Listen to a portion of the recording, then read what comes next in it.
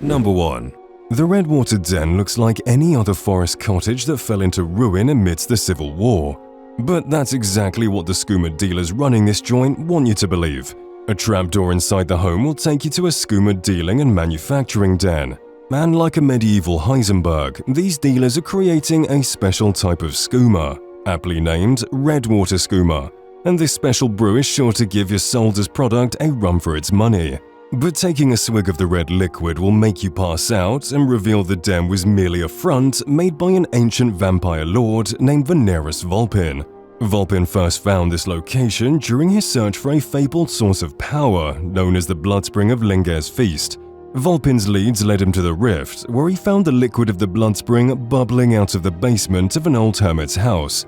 After disposing of him and rallying a few followers, Vulpin managed to tunnel his way to the Bloodspring. But unfortunately, the spring was not all it was cracked up to be. It was pretty useless to vampires.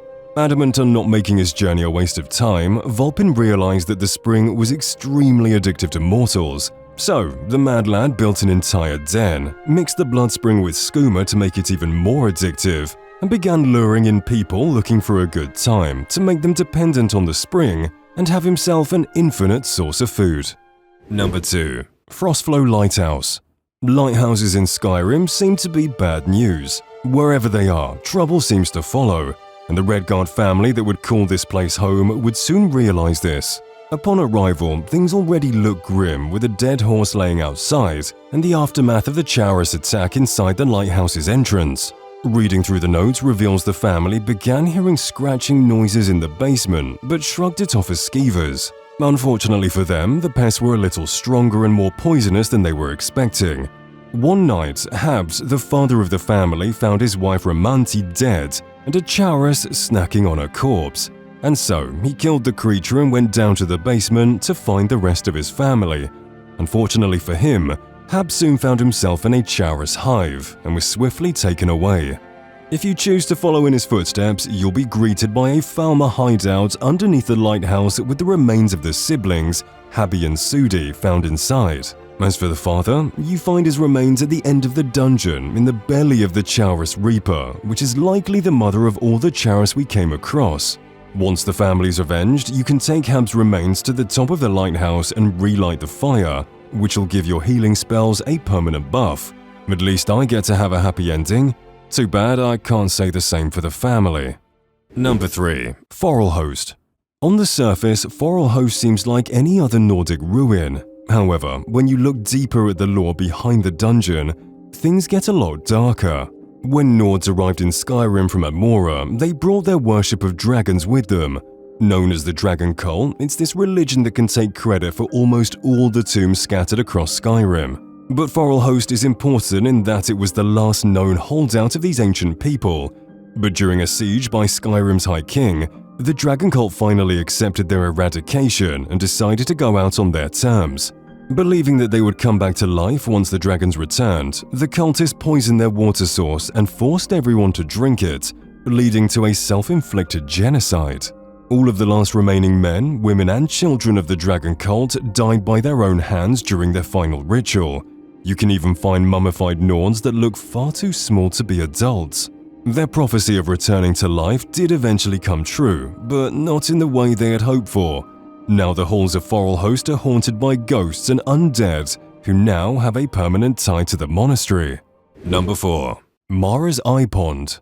Southwest of Windhelm, you'll find Mara's Eye Pond, an unassuming clearing that most players glance past during their travels, but one that also holds a dark secret. Going to the little island at the center of the pond will reveal a trapdoor that leads to a secret hideout used by vampires to dump and store their victims after they've sucked them dry. This realization came to a smuggler who was doing deliveries for these vampires before he got a little too curious and opened up one of the boxes he was delivering, only to find that it was filled to the brim with human bodies. And so, they just threw him in the smuggler with everyone else. At least you can head over there and put a stop to their madness. Number 5. Abandoned Prison. Those of you that installed the alternate start mode will be familiar with this flooded dungeon, as it's where the mod begins, but you likely weren't aware of the story of how this prison came to be the ruins it is today. Before its demise, this building was an important prison for the Imperial Legion, but during one storm, the waters of the nearby stream became abnormally high, and the prison began to flood. Amidst the chaos, the prisoners used the flooding to their advantage and managed to break free from their cells. But unfortunately for everyone involved, nobody seemed to survive the event. Some guards and prisoners were killed battling it out with each other, while most were trapped and swallowed whole by the seeping water. By the time you arrive, the entire site is in ruins and filled with the ghosts of the prisoners, whose souls are now forever tied to this prison, and are very angry at your arrival. Number 6. The Midden.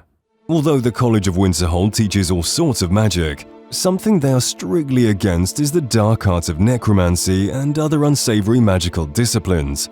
But this being the same college that nearly ended the world and probably had something to do with Winterhold's destruction, it's no surprise that some of the college students were nonetheless interested in such teachings.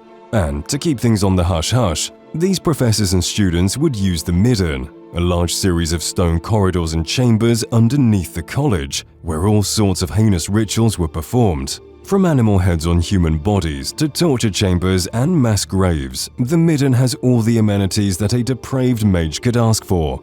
If that still sounds too vanilla, then there's also the Atronach Forge, which is used to bring those from Oblivion to the mortal realm, which is always a good sign to get out of a place immediately. Number 7. Ivarstead. Ivarstead seems like an ordinary village, however, it has a dark side. That's because this mountainside town is home to a murder mystery.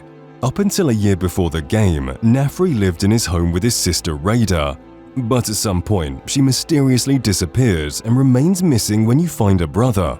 Speaking to him will begin a miscellaneous quest to locate his long-lost sister, whose remains are found underneath the village's bridge, with a satchel next to her. But who killed her? Speaking to Wilhelm the innkeeper will point you in the direction of Gehrman's Hall, but it's another dead end from there, as her body is nowhere near that dungeon. Coupling this with the fact that all her valuables were untouched leads many people to believe one of two theories. The first is that she took her own life after being unable to cope with the death of her parents, and the second is that she was murdered. Things get particularly suspicious when one of your first contacts with the Dark Brotherhood is to kill Nafri, leading many to speculate that someone has a grudge against the family. However, the most plausible theory is the killer being Wendelius, since he arrived at Ivarstead at the same time as Rhaeda's death. And that just leaves one question: who killed Nafri? Well, you did, but who put out the contract? Considering that the only person that seems at all aware of Nafri's existence is Wilhelm, it's most likely that he put out the contract as a mercy kill. After all, the guy lost his entire family and was living out his days in ruin. Number 8. White Ridge Barrow. In the northern side of Solstheim, you'll come across the Nordic ruin of White Ridge Barrow. Not only is this ruin the home of one-of-a-kind spider scrolls, it also houses a dark story of two siblings that went mad. Merilar and Servos Rendaz were a pair of dark elf mages who had a particular interest in the albino spiders native to Solstheim. After discovering that the spiders could harness magic, the two siblings came to White Ridge Barrow to develop an imbuing chamber, which allowed them to engineer spiders that would cause an elemental explosion on impact. In addition to becoming hand grenades from hell, these engineered spiders could also latch onto a victim's head and control their mind. But their discovery went to Merilar's head, and she began to suspect that her brother Servos would take all the credit. As retaliation, Merilar locked her brother Servos in a cage where he likely starved to death. By the time we arrive, Merilar is still alive and has now become obsessed with the chanting coming from the word wall in the main tomb, believing that its source was something far more powerful than the spiders. Too bad she now has to go up against you, who's likely harnessed the power of a word wall 40 times over by now. Subscribe to Fall Damage, you milk drinker.